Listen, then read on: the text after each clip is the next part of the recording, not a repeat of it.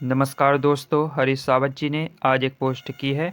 Public service commission पर आए विश्वास के संकट और सरकार द्वारा इस समस्त प्रकरण को बहुत ही हल्के में लिए जाने और लीपापोती करने के प्रयासों को लेकर पूर्व मुख्यमंत्री हरीश रावत जी कल बैठने वाले हैं राष्ट्रपिता महात्मा गांधी जी की मूर्ति के सामने 11:30 बजे धरने पर, गांधी पार्क, देहरादून। साथ ही साथ उन्होंने लिखा है, उम्मीद है कि राज्य सरकार स्थिति को गंभीरता से समझेगी और हमारे राज्य के नौजवान लड़के लड़कियों का विश्वास पब्लिक सर्विस कमीशन और परीक्षा व्यवस्था में साबित हो सके, उसके लिए उचित कदम उठाएगी। तो कल है पूर्व मुख्यमंत्री हरीश रावत जी का धरना गांधी पार्क में महात्मा गांधी जी की मूर्ति के आगे। साथ ही साथ हरीश रावत जी ने आज उत्तराखंड सरकार को अपनी पोस्ट के माध्यम से जगाने की कोशिश की है।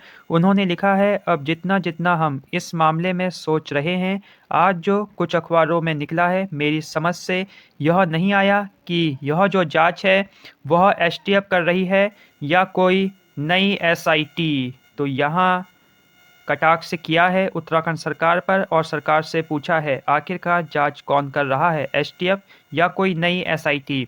जैसा कि आज के अखबारों में लिखा गया है एसआईटी शब्द, तो हरीश रावत जी लिख रहे हैं उनकी समझ से ये है परे।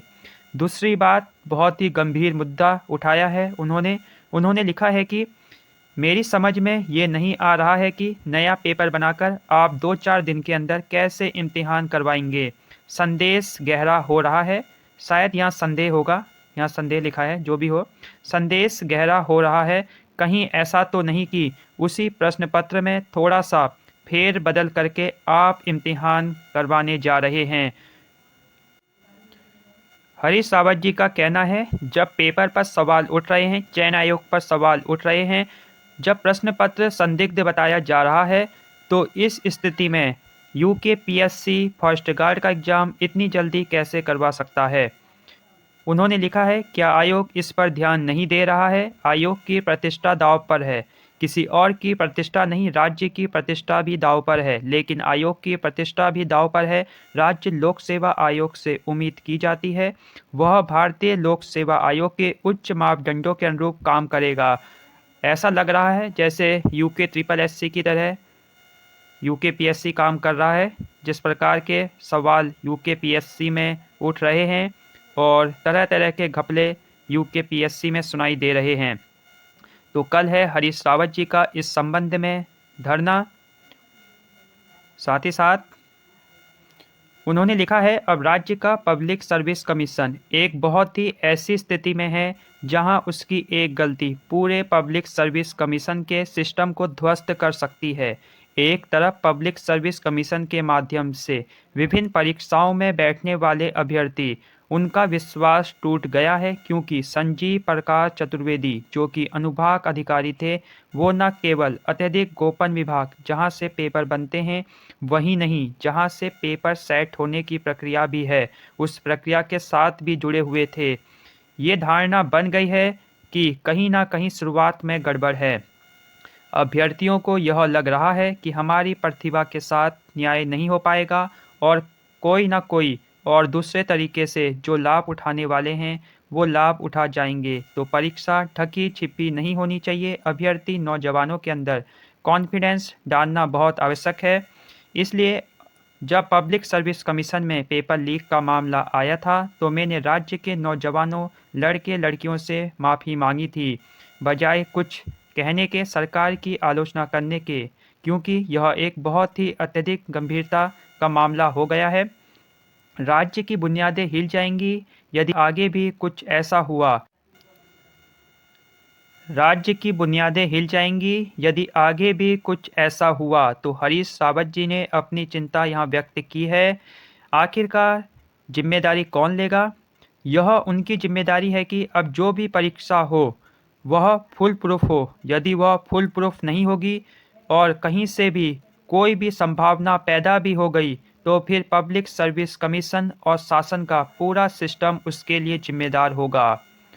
तो यहाँ सरकार को जगाने की कोशिश की है। वहीं आरक्षण के संबंध में भी हरीश रावत जी ने लिखा है, मैं पब्लिक सर्विस कमीशन और चीफ मिनिस्टर दोनों को एड्रेस करके कहना चाहता हूं कि हमने माननीय सुप्रीम कोर्ट का जो निर्णय उत्तराखंड में महिलाओं को जो 30% आरक्षण है उसको लेकर के आया तो उसको राज्य की एक बड़ी जीत माना है, लेकिन अभी तक स्थिति स्पष्ट नहीं है कि जो वर्तमान परीक्षाएं हैं उसमें यह 30% आरक्षण का लाभ हमारी बेटियों को जो पब्लिक सर्विस कमीशन की परीक्षा में बैठेंगी उनको मिल पाएगा या नहीं।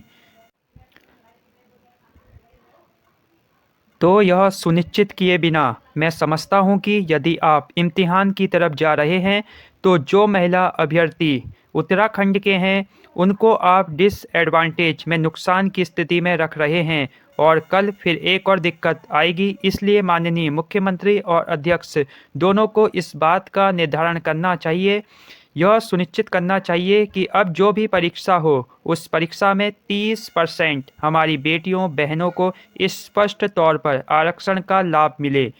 तो आज हरीश रावत जी ने लगातार कर रखी हैं 4-5 पोस्ट, जिसके माध्यम से उत्तराखंड सरकार मुख्यमंत्री पुष्कर सिंह धामी को जगाने की कोशिश की है, साथ ही साथ पब्लिक सर्विस कमीशन को भी जगाने की कोशिश की है और युवाओं की पीड़ा सामने रखी है।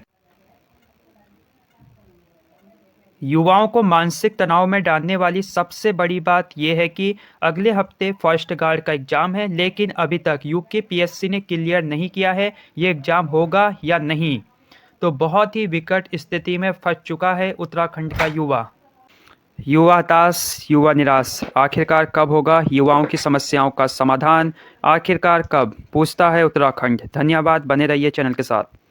चलो।